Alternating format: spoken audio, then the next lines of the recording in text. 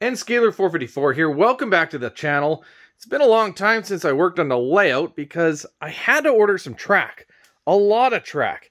And now that I have it, the plan is to actually lay out our track plan on the physical layout. So stay tuned.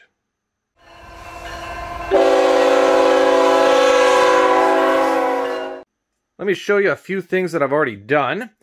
I've glued on that blue piece of backdrop that I found onto the wood. That goes right there.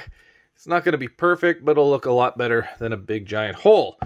I have wax paper along the edge of this backdrop there that protects it from when I do the plastering. I'm going to be doing the plastering before I lay down my track. I've created a perimeter back there and filled that void with some spray foam. Might still need to add a few spots right there, but either way, it's pretty close. I have tied in section 2 and section 3 with this piece of foam right there. Just need some shaping, and then that'll be ready for plaster. That smooths into our curve and our riser right there. I have sanded down the 2 layers of foam, so those are nice and even. And I have cut out the foam for this part of the layout, though it is not glued down. The reason why it is not glued down is because I am putting in a turntable. And my thought is, once I figure out the placement of our turntable, I can remove the foam, cut out the hole in the plywood, and then put the foam back on, and then cut the cut the foam out with a knife. That'll give me a nice clean cut around. That's my thought. Now, because I'm putting in a turntable, I realized you have to be incredibly precise on the location or the placement of your turntable, its orientation, as well as the track that ties into it. And during that process, I found that because I changed the size a little bit of my layout, that I had to make some changes to my track plan. Well, let me show you what I'm talking about. This is an unfinished version of the entire layout. This is a slightly updated version, blown up, of section 4. You can see we have 4 tracks right here. You can see the general layout of our buildings. And the original plan was 36 inches wide on our benchwork right here, which we increased to 42 inches. Now that extra 6 inches here and changing the start and end points of our kickout or our notch has actually made a few changes to our track plan. This is a 16.5-inch radius curve. We have changed that to an 18-inch radius curve, which changes how things flow. I also wanted to make sure that this track right here ties into the inside track right here. I didn't have that before. And this actually required a bit of thinking. So this is what I've come up with now. Also, you can see we've added an extra track right here. And the plan is probably to go to another track here and maybe even another one on the inside, because having some extra staging area would be fantastic. You can also see the orientation of our buildings has changed quite a bit as well. And no matter what, I would have loved to have had a 6-bay roundhouse, but I just can't get that to work, so I think we are stuck with a 5-bay. Not a big deal. Now, honestly, this is a rough version of how this actually goes together. I figured out that the best way to do this is to actually start laying on some track and seeing what it is in the real world. And that is what we're going to work on right now. I noticed I have a spongy spot in the foam. You can see that. I don't like that at all. So I'm going to cut a section of this foam out and re-glue it down. You can see how much adhesive I put down on the wood, but very little actually touched the foam. That's because there is a big dip in here. And it's not because I did a poor job building it. At least I don't think that's the case. The wood these days is just twisted and warped and awful. I mean, I built benchwork, obviously, on the other side of the layout before, and, you know, none of that came out that bad, so it is what it is. So I'm going to put a thicker layer of glue down here and then level it off, or true it up to the foam. There we go. That is much, much better. Feels nice and solid, so we can get back to laying the track. You can see I made some marks up here on track spacing and where I can't put any of the turnouts in the track, so that is going to be a helpful guide in getting this done.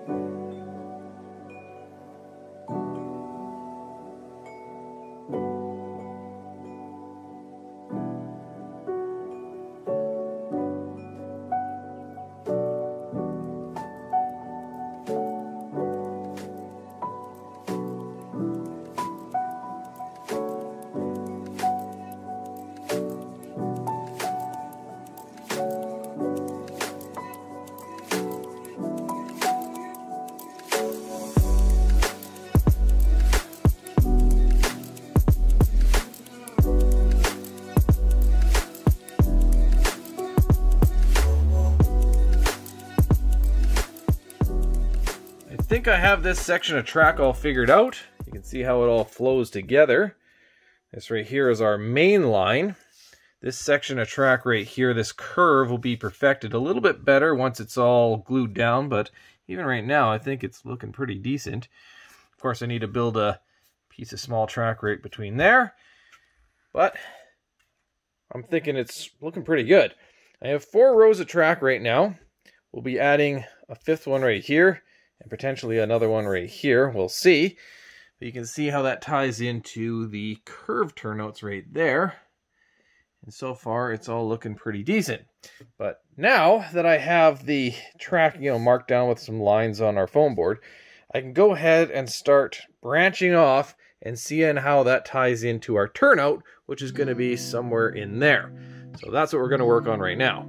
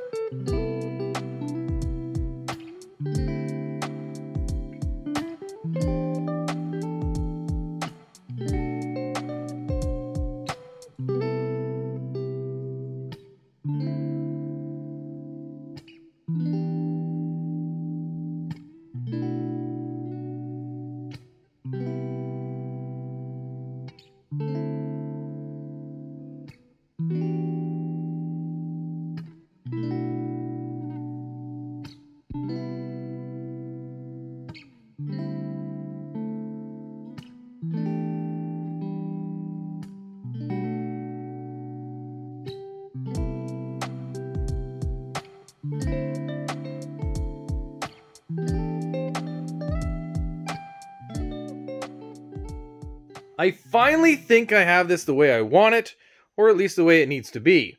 We have the exact position of the turntable, the exact position of the roundhouse, and roughly the exact position of all the track. I do need to order some more turnouts because I stole some to fit in other areas as a test because I like to physically see how it's going to work. And so far so good. I did make some significant changes, which I completely expected. This right here, which is my refueling center, whatever you want to call it. Originally, this was supposed to be about 1.5 inches apart. It's been widened to 2 inches, which actually makes a bit of a difference because these two tracks are supposed to turn into its own turnout and then go into a separate turnout over here. And these two tracks are supposed to go into the turntable. It didn't work. The curve being 2 inches apart, I just can't get it to work. So I have this track right here, which is going to get lopped off right about there. I got two nice long tracks right here. This one goes into a turnout there. This one goes to a left-hand turnout right about there, and all is fine. But I wanted to have two in and out tracks from the turntable. So we have this track right here, which will do that trick. Then I have a track that is not currently there, but it's going to run down here and go to maybe our fuel storage tanks or whatever. So we got that to go in. You can see I have a engine house, which is made for maintenance. I had to figure out the curvature of all that. So this is a curved turnout right there. No, this is the curved turnout, and then it goes to another left hand right there. It was a lot of trial and error, fiddling around, making test pieces of little chunks of track. I gotta tell you, this kicked my ass. I cannot tell you how many hours I have into this. Holy crap, did it take a while. But I think I got it. So we can now take it all apart. I can start drilling the holes and cutting this out for the turntable, which is fantastic. Then I can glue down all the foam and then lay down the cork bed and put it all back together. Whew. Not looking forward to that, but hey, it was part of the process. You can kind of see what it's going to look like. It's very busy. I like it. But man, this is a lot of work. To transfer our exact position of our turntable to the foam and the plywood underneath that, we are going to obviously use the template, which we've been using all along. I've marked a couple of markings on the foam here. We have pinned it to the exact center. I'm now going to use a pin and just poke the little holes here. Try to be as center as we can with those as well.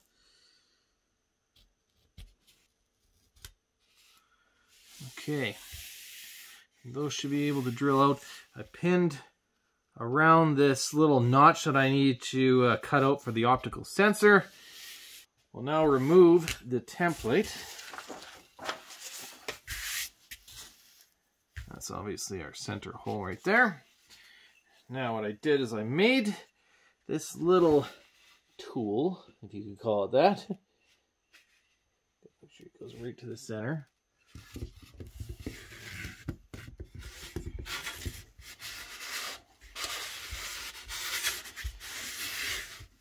There's a little notch right here, and that allows me to get a pin in there. Now I can go around.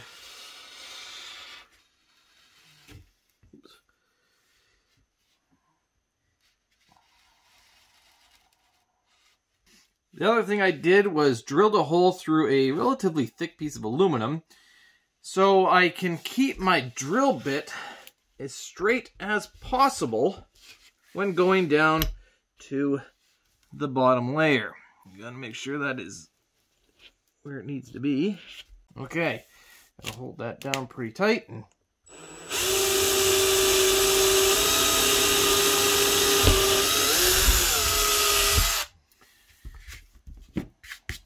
go.